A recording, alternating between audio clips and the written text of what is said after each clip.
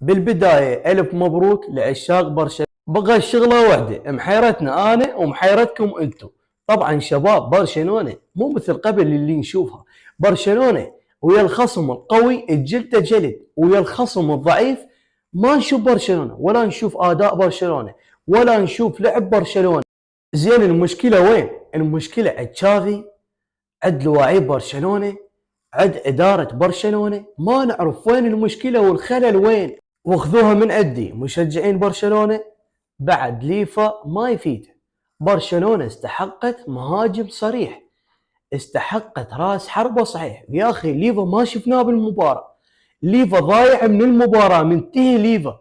انعم الله على جواو فيليكس، طب جواو فيليكس غير مجرى المباراة، صنع له هدف وكاد يسبب هدف وكاد يسجل هدف، بس ما وقف وياه الحظ.